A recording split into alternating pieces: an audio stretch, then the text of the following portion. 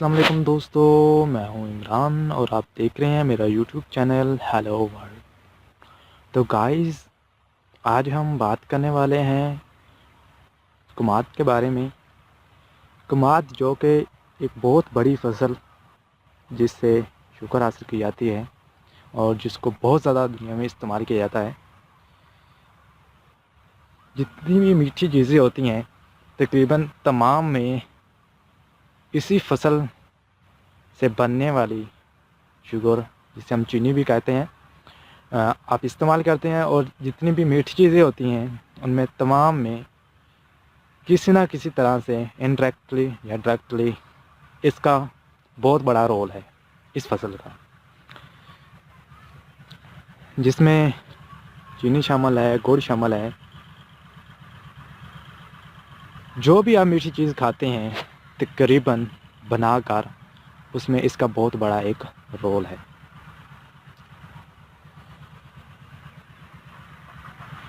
کیونکہ آپ کو پتہ ہے اگر کوئی بھی آپ نے میٹھی چیز بنانی ہے تو وہ چینی بغیر نہیں بن سکتی۔ اس میں ڈائریکٹلی یا انڈائریکٹلی، جیسا کہ میں پہلے بتا چکا ہوں، جو میٹھے کی ضرورت ہوتی ہے وہ اسی فصل سے حاصل کیا جاتا ہے۔ تو گائز، آپ کو میں تھوڑا سا کلوز کر کے دکھاتا ہوں۔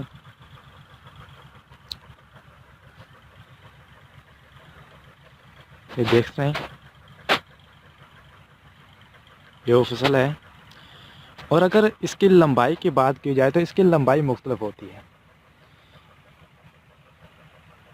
اس وقت جو آپ دیکھ رہے ہیں اس کی لمبائی تقریباً، گنے کی لمبائی جو ہے وہ تقریباً 8 سے 10 فٹ ہے، اور اگر کمپلیٹ اس کی لمبائی کا اندازہ لگایا جائے وہ تقریباً 13 فٹ تک ہوگی۔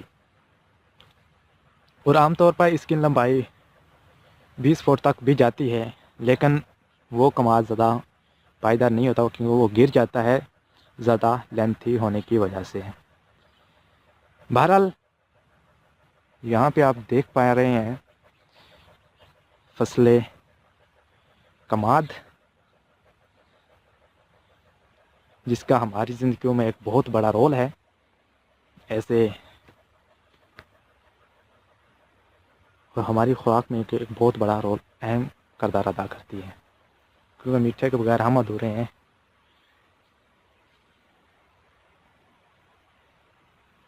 کیونکہ آپ کو پتہ ہے پاکستان میں چائے بہت زیادہ پسند کی جاتی ہے، یا گرین ٹری، یعنی کہ جو بھی چائے ہو، گرین ٹری، کچھ بھی ہو، اس میں اس کے علاوہ ہم کچھ بھی نہیں کر پاتے۔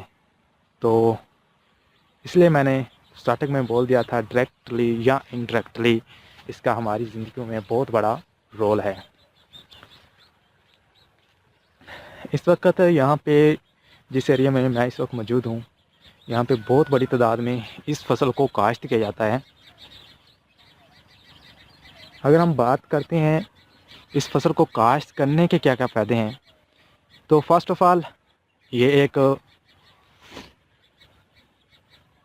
اس کو اچھے پیسوں میں فروخت کیا جا سکتا ہے۔ اگر مل مالکان اتنا اچھا ریٹ نہیں دیتے کسان کو، لیکن پھر بھی بہت سے لوگوں کی جو خوراک ہے وہ ہم کہہ سکتے ہیں وہ کسان ہی پیدا کرتے ہیں، لیکن ان کو اس کا معاوضہ وہ نہیں ملتا جس کے وہ حقدار ہیں۔ اس کی اگر محنت کی جائے، اس کے 1 ایکڑ پر جو اس کا خرچہ آتا ہے وہ تقریباً 40 سے 50 ہزار کے نزدیک اس کا خرچہ ہے۔ اور اگر ہم بات کی جائے کہ 1 ایکڑ کتنے میں فروخت ہوتی ہے، تو ہم یہ بھی کہہ سکتے ہیں کہ 1 ایکڑ جو ہے وہ تقریباً 2 لاکھ یا 3 لاکھ میں بھی فروخت ہو سکتی ہے، اگر آپ ڈائریکٹلی میل میں دیں۔ اگر آپ کسی اور کو دیں تو 2 لاکھ 2.5 لاکھ میں، اگر اچھا کماد ہو تو فروخت ہوگا۔ ادروائز نارمل کماد 1 لاکھ میں بھی ایکڑ جاتی ہے یہاں پہ۔ اور اگر آپ اس کو ایز اے گوڈ کے طور پر استعمال کریں، خود بنائیں، تو اس میں اچھا پروفٹ بھی ہے، کیونکہ وہ زیادہ تر ریٹ پہ منحصر ہوتا ہے کہ ریٹ آپ کا کیسا ہے۔ اگر ریٹ اچھا ہے تو آپ کو اچھا پروفٹ بھی اس سے میں مل جاتا ہے۔ لیکن اس میں تھوڑی سی ضلالت ہوتی ہے بنانے میں اور بعد میں سیل کرنے میں، تو لوگ زیادہ ملک کو پروفٹ کرتے ہیں کہ ملک کو اس کو دے دی جائے، شوگر ملز کو، اور وہاں سے چینی بھر کے آتی ہے جب۔ خیر بہرحال گنے کی فصل کے بارے میں جتنا میں آپ کو بتا سکتا تھا اور جو دکھا سکتا تھا وہ میں نے دکھایا۔ تو ایک مرتبہ دوبارہ میں آپ کو کلوز کر کے دکھا دیتا ہوں اس کماد کی کتنی لینتھ ہے۔ میں آلریڈی بتا چکا ہوں تقریباً 10 فٹ کے نزدیک اس کی لینتھ ہے۔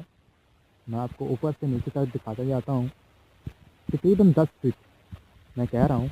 اگر جسٹ گنے کی یہ لینتھ بتا رہا ہوں اور کمپلیٹ کماد کی لینتھ بتاؤں تو وہ میں آلریڈی بتا چکا ہوں 13 فٹ تک ہے اس کی لینتھ۔ اور اس علاقے میں زیادہ تر کماد جو بھی ہیں ان کی لینتھ ماشاءاللہ سے اس سال اچھی ہے، لیکن پچھلے 1-2 سال میں ڈاؤن تھی، لیکن الحمدللہ اس سال کماد کی فصل بہتر ہے لیکن بہت کم ہے۔ لیکن خدشہ یہی ظاہر کیا جا رہا ہے کہ اس سال بھی چینی کی قلت ہوگی اگر گورنمنٹ پاکستان اسے